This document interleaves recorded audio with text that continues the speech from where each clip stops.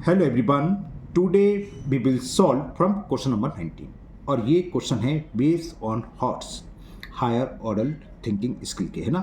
Chapter 1 class 10 R D Sharma में, जो कि पेज नंबर 1.17 पर कीपिंग है। क्योंकि इस टाइप के जो क्वेश्चन दे रखे हैं इसके कोई एक्सरसाइज नेम नहीं लगा है, बस ऐसे ही लिखे हैं based on LOTS, based on HOTS. इससे पहले मैंने fill in the blanks very short और बेस्ड ऑन डॉट्स के क्वेश्चन बना चुका हूँ। उन सभी वीडियो का लिंक आपको नीचे डिस्क्रिप्शन बॉक्स में दे दूंगा। अगर इससे पहले आपको किसी क्वेश्चन में डाउट है तो आप नीचे डिस्क्रिप्शन बॉक्स में जाकर उस वीडियो को लिंक को क्लिक करके आप वीडियो देख सकते हैं। चलिए स्टार्ट करते हैं। क्वेश्चन नंबर 19 ये है पेज नंबर 1.17 पर, बिल्कुल लेटेस्ट न्यू एडिशन है ये। ऊपर क्वेश्चन और very short answer type question मैंने कल वीडियो अपलोड करी थी, आप लोगों ने देखी होगी, उसका लिंक मैं आपको नीचे डिस्क्रिप्शन बॉक्स में दे दूंगा। चलिए करते हैं क्वेश्चन नंबर 19। क्वेश्चन है what is a composite number. सब जानते हैं, चलो मैं लिख देता हूं अगर नहीं मालूम। A number which has more than 2 factor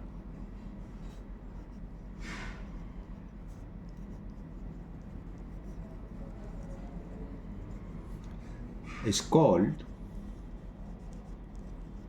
composite number।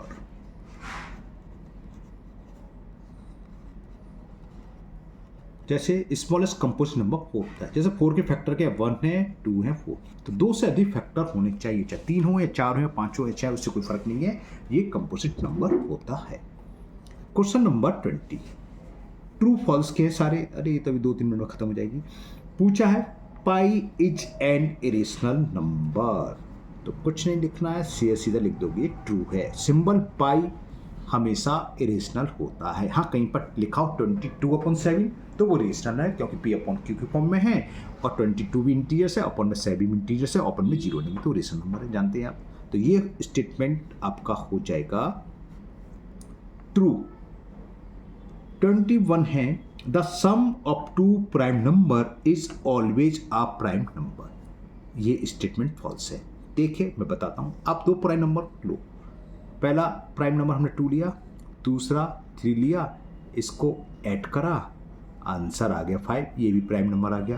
तो देखने में तो लग रहा है स्टेटमेंट भैया सही है, prime number plus prime number prime number आ गया। लेकिन रुको जरा, जल्दी क्या है, और देखो प्राइम नंबर 3 है, 5 भी प्राइम नंबर है, और 3 + 5 को ऐड करा तो 8 आ गया, तो 8 तो प्राइम नंबर नहीं है ना। और लो 5 प्राइम नंबर है, 7 प्राइम नंबर है, और इन दोनों को ऐड करा तो 12 आ गया, और 12 भी प्राइम नंबर नहीं है, ये कंपोजिट नंबर है।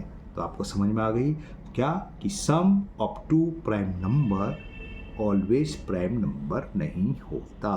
तो आंसर इसका ट्रू फॉल्स में क्या होगा, false. This statement is false. Clear ना। Question number 22। क्वेश्चन 22 कह रहा है the product of 2 irrational number is an irrational.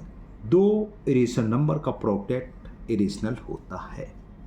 देखते हैं, हमने लिया एक √2 इरेशनल नंबर, एक लिया √3, इसका मल्टीपल करा तो आ गया √6। Irrational into irrational into irrational, तो लग तो रहा है भैया कि सही है, लग रहा है ना।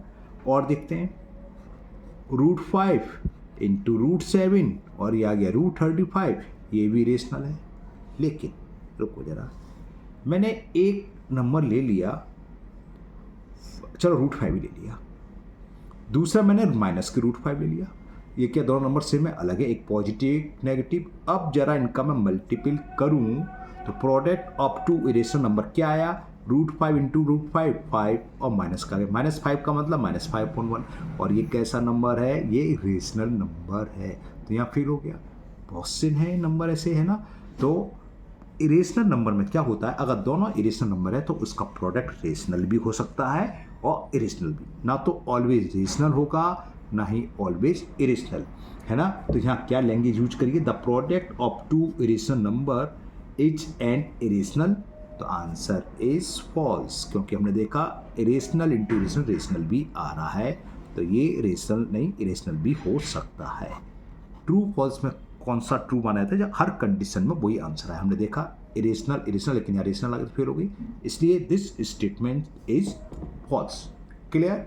मैं आपको पूरा डिटेल में समझा रहा हूँ, ये नहीं कि ट्रू फॉल्स और ट्रू फॉल्स लिख दूँ। चलिए करते हैं next question number 23। The sum of two irrational number is an irrational. दो इरेशनल नंबर का सम इरेशनल होता है, ये स्टेटमेंट भी फॉल्स है। अब कहोगे सर कैसे फॉल्स है? हमने एक इरेशनल नंबर लिया 2, दूसरा इरेशनल नंबर लिया 3 और इनको ऐड करा तो 2 √2 + √3 आ गई, और ये भी इरेशनल है। बिल्कुल सही बात है, इरेशनल है। हमने कब का इरेशनल नहीं है?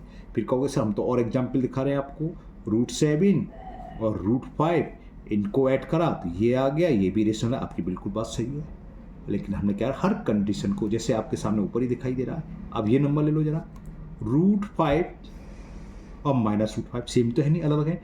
इनको जब ऐड करेंगे तो क्या आ जाएगा? 0, और 0 इज द रेशनल नंबर, तो कंडीशन फेल हो गई। और लो, हमने एक नंबर लिया 7 + √5, एक लिया 12 - √5, ये पूरा नंबर मिलकर क्या इरेशनल, ये पूरा नंबर इरेशनल, इसका सम करें तो √5 से -√5 कैंसिल, 7 + 12 19, 19 का मतलब 19 अपन, ये भी रेशनल आ गया, है ना। जैसे प्रोडक्ट में होता है ऐसे ही सम में होता है, और ऐसे ही सब्ट्रैक्शन में होता है। दो इरेशनल नंबर का सम, प्रोडक्ट और सब्ट्रैक्शन यानी कि बीच का डिफरेंस रेशनल भी हो सकता है, इरेशनल भी।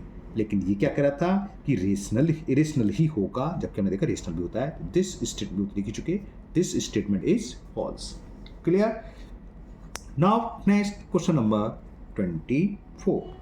If A and B are relatively prime number, यहां पर हमें ये देखा है ए और बी आपस में प्राइम नंबर हैं, देन कहां चला गया, आंखों से गायब हो गया। What is their HCF? HCF of A B, prime number का एचसीएफ हमेशा 1 होता है। जैसे अगर आप मान लो कंफ्यूज हो तो आप कोई से भी दो प्राइम नंबर लिख लो जो आपको याद है। मैंने 2 लिख लिया, 3 लिख लिया, इनका एचसीएफ लिख लोगे। 2 का मतलब 1 × 2, 3 का मतलब 1 × 3। एचसीएफ कैसे निकाल? जो कॉमन फैक्टर है 1 तो आया तो 1 होता है, हमेशा 1 होता है। तो आंसर इसका होगा 1। ये पूछा था if A and B are relatively prime number then what is their HCF. तो HCF of A B is 1, सीधा हो गया। प्राइम नंबर का एचसीएफ 1 होता है, और अगर होता है एचसीएफ या एलसीएम, तो एलसीएम क्या होता है? उनका प्रोडक्ट, उन दोनों नंबर को मल्टीपल कर दें, ठीक है ना। दो कॉन्सिक्यूटिव नंबर का एचसीएफ भी हमेशा 1 होता है। कॉन्सिक्यूटिव लगातार 3 4 5 6 7 8 इन सबका एचसीएफ बनाएगा, निकाल के देखना 10 11। दो को प्राइम का नंबर भी हमेशा 1 होता है, और दो लगातार नंबर का यानी कि कॉन्सिक्यूटिव नंबर का एलसीएम उनका प्रोडक्ट। चलिए 25 तो A and B relative prime number then LCM पूछा है, ऊपर डिस्कस कर चुके हैं, तो सी से निकलाएगा। एलसीएम ऑफ ए बी क्या होगा? ये होगा ए इंटू बी। तो ए इंटू बी को हम ए बी ही लिख देते हैं ना, मैं आपको कोई कन्फ्यूजन हो तो ए इंटू बी, यानी कि उनका प्रोडक्ट होता है, ठीक है। जैसे था 2 3 का एलसीएम क्या होगा? 6। एलसीएम तो आप जानते हैं, 2 लिख लो 3 लिख लो, 2 का डिवाइड 1 टाइम्स, फिर 3 का डिवाइड आएगा, तो 3 2 या 6 आ गया एलसीएम। तो एलसीएम 2 प्राइम नंबर का हमेशा क्या होता है? उनका प्रोडक्ट, उन दोनों प्राइम नंबर को आपस में मल्टीप्लाई कर दो, जो भी आएगा वो उसका LCM. Now last question number 26। 2 number है 12 एज देयर एचसीएफ, यानी कि एचसीएफ दे रखा है, HCF of 2 numbers 12 and 350 is their LCM. अच्छा, जब एलसीएम दे रखा है, पूछा है, ये ट्रू है कि नहीं? एलसीएम क्या दे रखा है इनका, मैं अभी बता दूंगा। एलसीएम ऑफ नंबर इज 350, तो ये ट्रू है कि फॉल्स है? देखो कल इस टाइप का एक सवाल आया था, शायद आप 9th क्लास में 10th क्लास में, मैं भूल गया, जिन्होंने वीडियो देखी समझ सकते हैं। कल हम यही हो रहा था कि एचसीएफ जो होता है 2 नंबर का और एलसीएम होता है, तो HCF is always a factor of LCM. अगर 2 नंबर 3 नंबर 4 नंबर 5 नंबर जो भी है, उनका जो एचसीएफ है उनके नंबर के एलसीएम का 100% फैक्टर होगा। तो 12 का डिवाइड इसमें करके देख लो, 12 3 36 नहीं जा रहा तो नहीं होगा। अगर ये फैक्टर क्या होता है, एग्जैक्ट डिवाइजर, यानी कि अगर हम इसका डिवाइड इसमें करें, रिमाइंडर 0 है तभी तो 12 इसका फैक्टर होगा। तो चेक करते हैं, एक सेकंड, क्या हुआ, चेक करते हैं, थोड़ा सा गड़बड़ हो गया कुछ लाइट वाइट का। तो 12 का डिवाइड 350 में, 12 2 जा 24, 5 में से 4 गया 1, 3 में से 2 गया 1 और ब्रेक डाउन कर लिया। 12 9 जा 108 2, तो रिमाइंडर आ गया, जबकि रिमाइंडर 0 आना चाहिए। तो ये इसका फैक्टर नहीं है, because HCF is not factor of LCM।